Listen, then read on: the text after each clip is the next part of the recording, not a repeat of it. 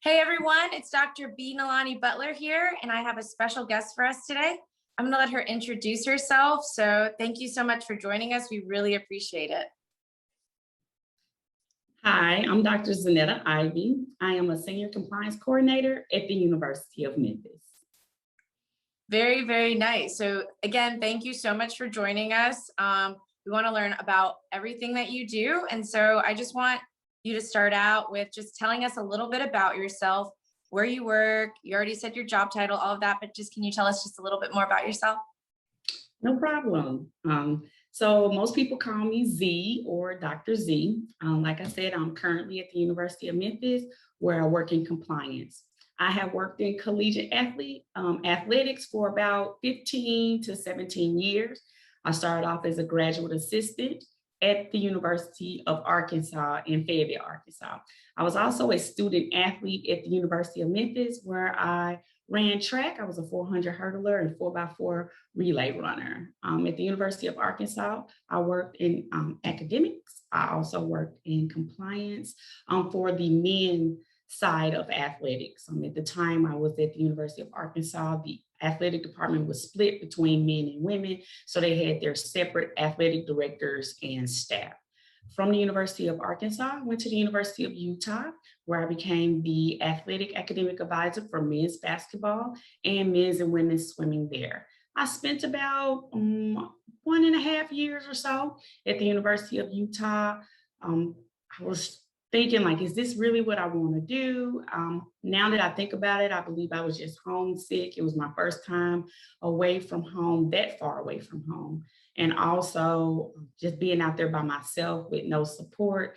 When I look back, it was just me being homesick and not used to being alone and dealing with certain situations that I dealt with out there alone. So I moved back to Memphis, Tennessee. I grew up in Memphis, Tennessee, where I decided to try to go back to school to pursue another career.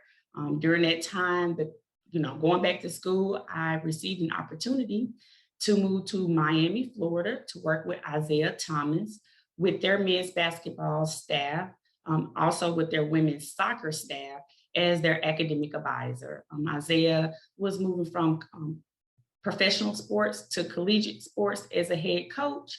And he really didn't know the lay of the land. So they needed someone with experience in compliance and also experience in academics. And I was that person. I worked with him until he left the institution. Then I received an opportunity to run my own department at Howard University as the assistant athletic director of academics. That is an historical Black college. It's a limited resource institution as well, so you will play many roles if at a limited resource institution. I played many roles there. I played the head of academics. At one point, I was the head of compliance. Sometimes you have to get out on the floor and sweep up the floor during games. You just wear many hats. Many times at a limited resource institution. I learned so much at Howard University. It was amazing. The only downside for me is I was working 7 days a week, many, many hours during the day, and I just kind of became a little burned out. I decided to move back to Memphis, Tennessee again, where I now work at the institution where I graduated from, and I work in compliance, and I'm the senior compliance coordinator. I also work with Title IX, and I'm also the staff senate president for the University of Memphis. Wow, you really have done it all and traveled everywhere. So thank you for that insight, because I know we have some students out there and they're like, should I take this job or shouldn't it? But it seems like everything you've done has really just gotten you to where you are right now. Yes, definitely. Absolutely. So can you tell us a little bit more? So you recently just became Dr. Z, right? Yes. So how was that journey? And, I know you've worked in college athletics and now being Dr. Z, can you just tell us a little bit about that? Yes, so I received my doctorate from East Tennessee State University in Global Leadership Studies. That program was an amazing program. It gave me the opportunity to work with other students that worked in athletics and also outside of athletics.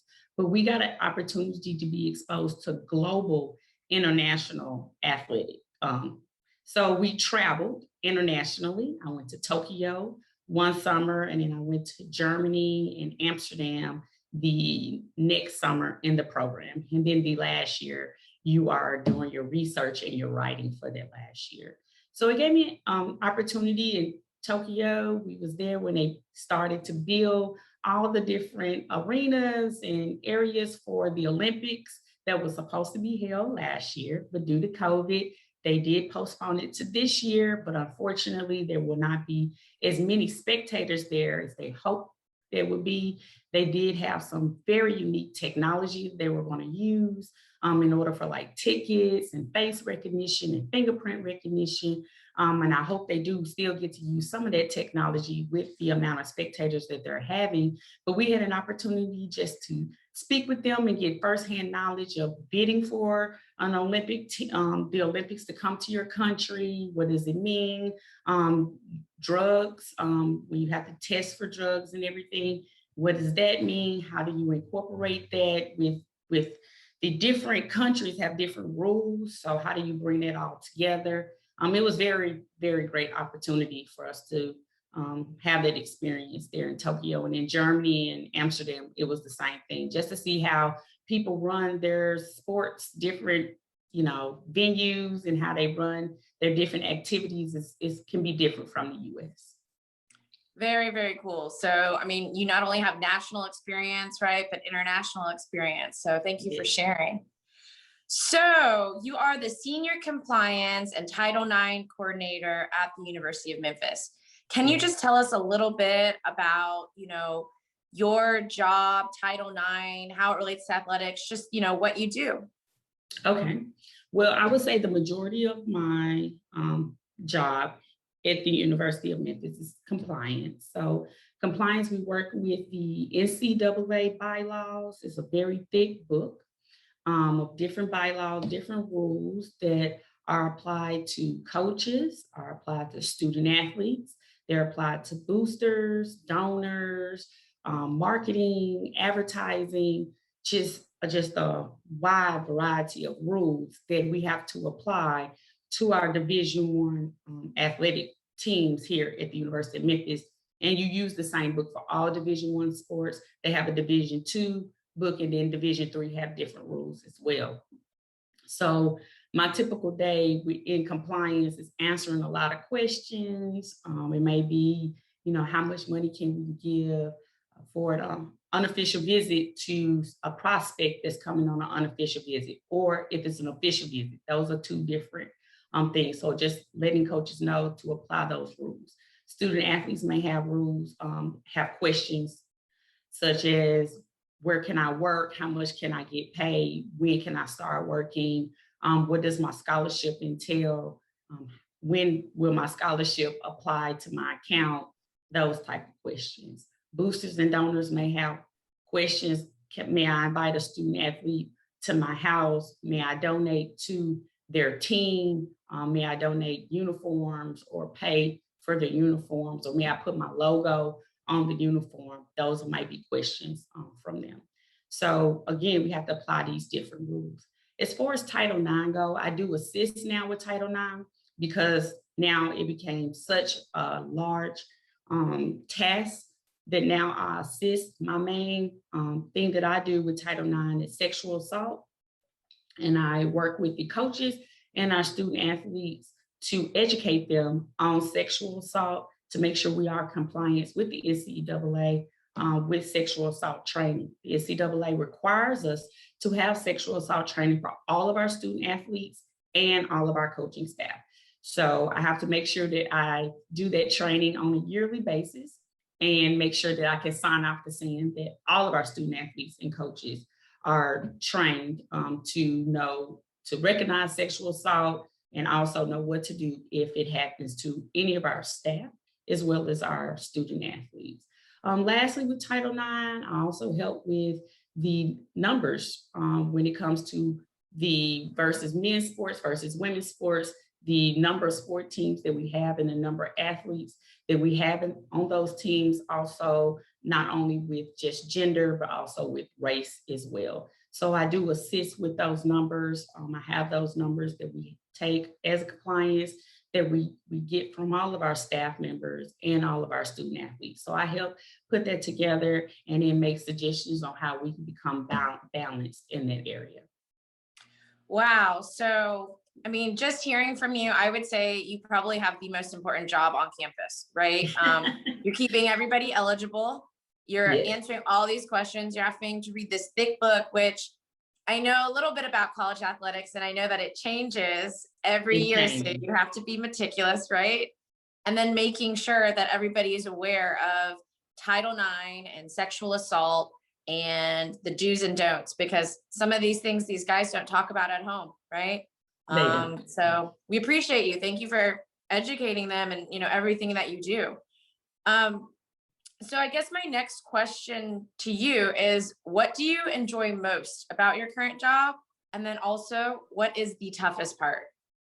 Okay, I'm gonna start off with the toughest part. Okay. The toughest part is what we've been through this past year and a half with COVID. The rules changed dramatically due to COVID, and we just had to roll with the punches. Weekly, the NCAA was coming up with rules, and wasn't to purposely just deter, people or turn people around or make people upset, but there were different questions, and so we had to move along day to day with just different questions that come up that did not apply to the current rules. So how can we change the rule to make it fair to everyone, and also with the different state requirements as well that was going on. So that was the toughest part of the job last year. Also, just financially, many of our teams wasn't able to have spectators there. We had to start the season later. The testing, if you were in season, you were testing up to 3 times a week. Out of season, every other week, you were testing. So traveling to other states and cities had different rules and regulations for testing. You could not travel by car or bus to certain areas. You could only travel by plane. So just keeping up with all of those different rules.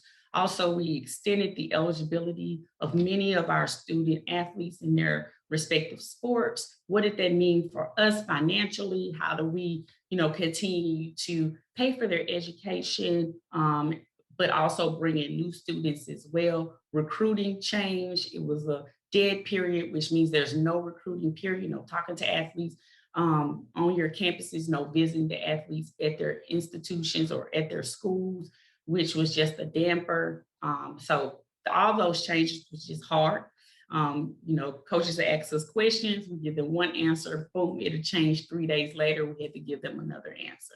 So we were on many, many COVID calls, as we call them, with the NCAA and with our coaching and student athletes as well. So that was the toughest part. Other than that, it's a great job. The enjoyable part is helping our student athletes and helping our coaching staff understand the rules. You see them educate themselves. Many of our student athletes and coaches get that book. And I meant to bring the book to show you how thick the book is. I do have a copy. We do digital copies now, but I keep an old copy with me just so I can be able to touch the pages and turn the pages as well. Is helpful, but I can use online digital as well. But just helping them, they educate themselves, they come to us, because you don't learn the entire book, because again, like you said, the rules are changing. So we have coaches that come and ask us a question. It may be another institution maybe doing it a different way. Can we do it this way as well? But also, not only with the rules, conferences have different rules as well. So I'll say, for an example, and schools have different rules. Here's a great example. So the rule for academics, for you to remain eligible, you start off with your freshman, sophomore, junior, senior year. So for your first year, you need a 1.8 in order to stay eligible. I believe it's 1.8. And then it moves up from there, 1.9, 2.0 when you become a senior, junior.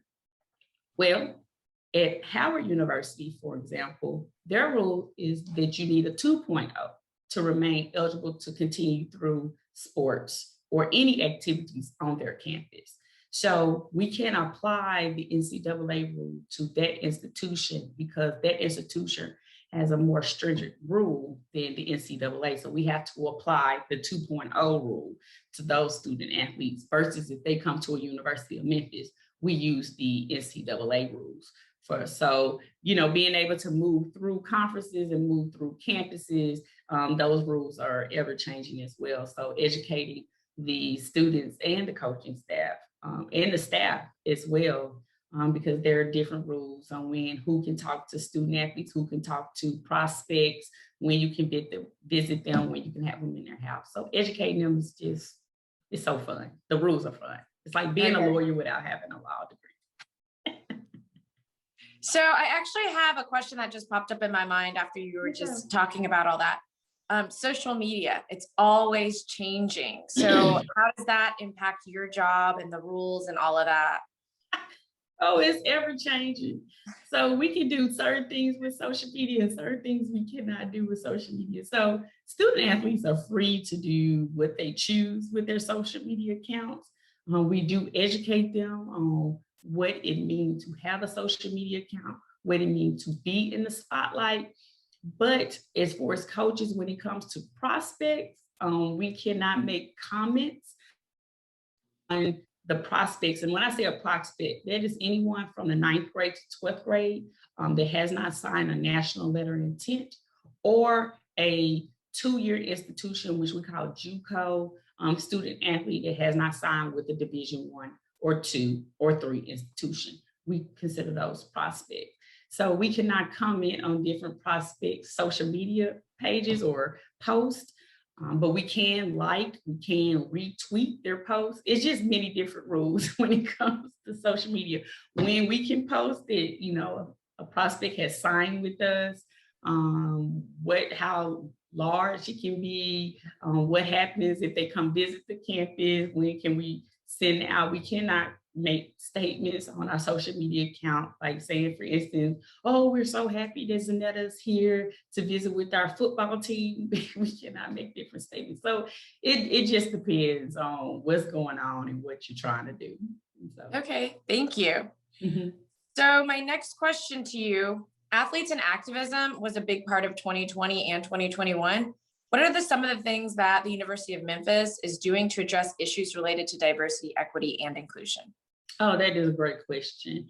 So we have a group organization called UMAID.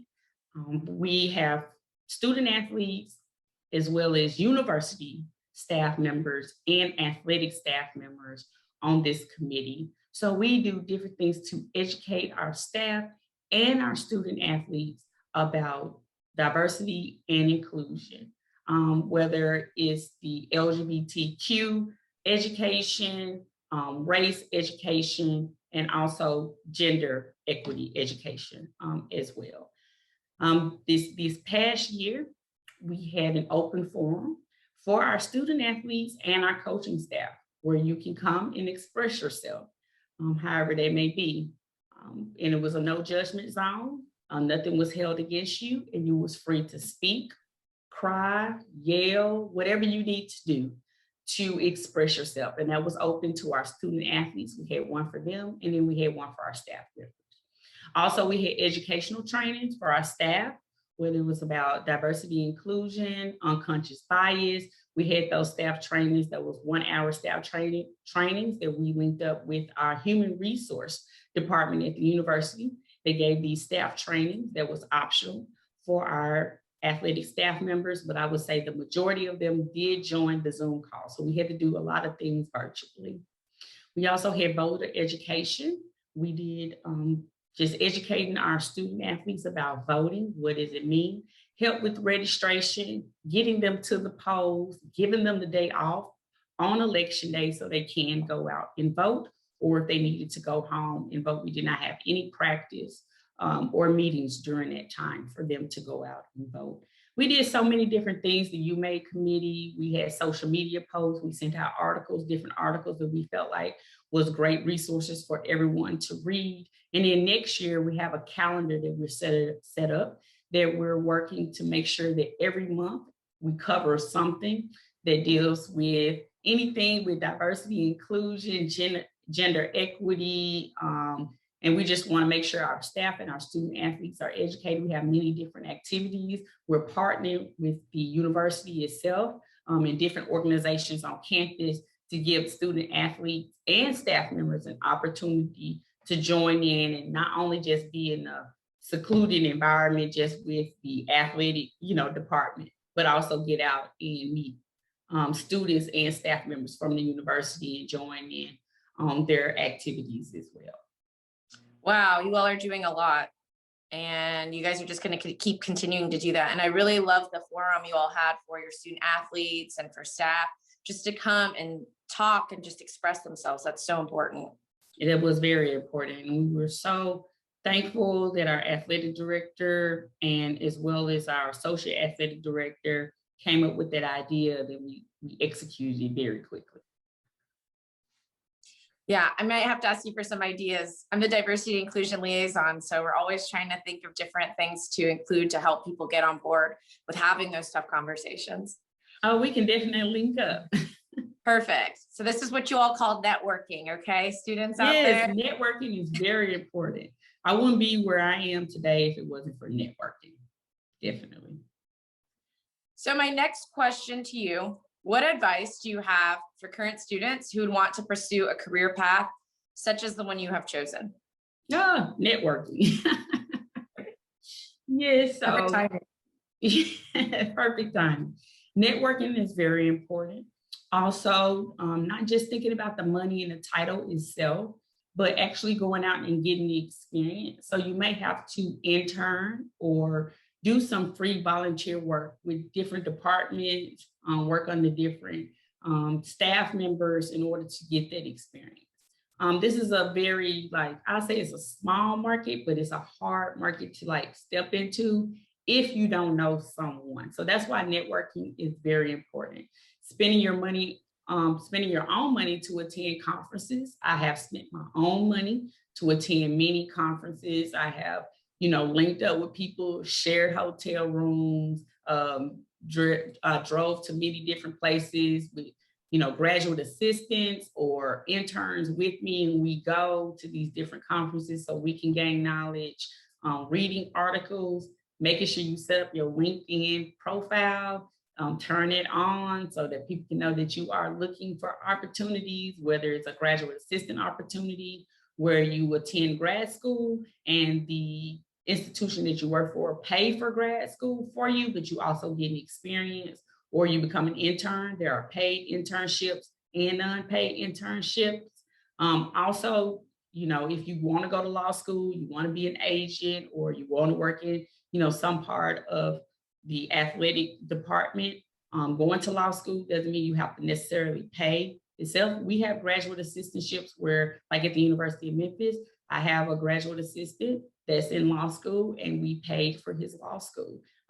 So we linked up with the law school to get interns as well so they can get the experience in athletics. So going out there, write those letters. Don't email them.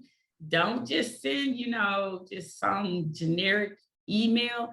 Handwrite those letters and deliver them if you can to, someone on your campus. You can start right there on your own campuses to get the experience that you want.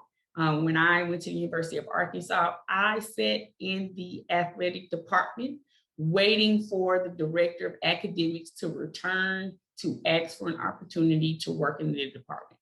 For 2 days, I went up to the institution and sat there and waited during the summertime. So during the summertime, usually the athletic departments don't have all the people just running in and out. It's kind of empty because people start taking vacation during that time. I sat there for 2 different days. And then finally he came in, may I help you? I introduced myself, gave my elevator speech, and that's how I became a graduate assistant for the athletic department at the University of Arkansas. So, I made a connection. Someone told me about the opportunity, but I had to create the opportunity myself by sitting there and waiting for the director to come. So sometimes you have to step outside of the box, way outside of the box. So I say do it. Very nice. Yeah, and I'm so happy you brought up graduate assistants. Graduate assistantships are clutch for your education, from getting a degree and not having to pay for it, and then also just the experience working and interacting and being a part of that community. So, thank you so much for sharing that. I wouldn't be where I am right now if it wasn't for graduate assistantship. So very, very important. And, thanks for telling the students about that. Yeah. So my next question, what should sport management professors like myself be teaching students so that we can better prepare them for career paths such as yours? Wow, that's a great question. When I think about that question, it's hard to answer that as well because there's so many different areas that you can work in athletics. I believe just some real life experiences, bringing in speakers to speak, to give their background and to tell about their experiences is clutch. It's very important.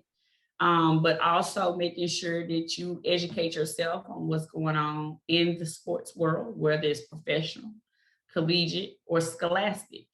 Having someone to talk about who never worked in the athletic department about compliance is not very helpful. So how can you teach compliance when you never worked in compliance? How can you teach about marketing when you haven't worked in anyone's marketing field? So I think, making sure you have those people who have those experiences come in and speak about those experiences is very important, but also make sure you stay abreast of what's going on in the different athletic departments. Like I said, whether it's scholastic, that's your high school, or whether it's, collegiate or professional. I think that's important. Okay, thank you. I can't tell you very specific things to teach about.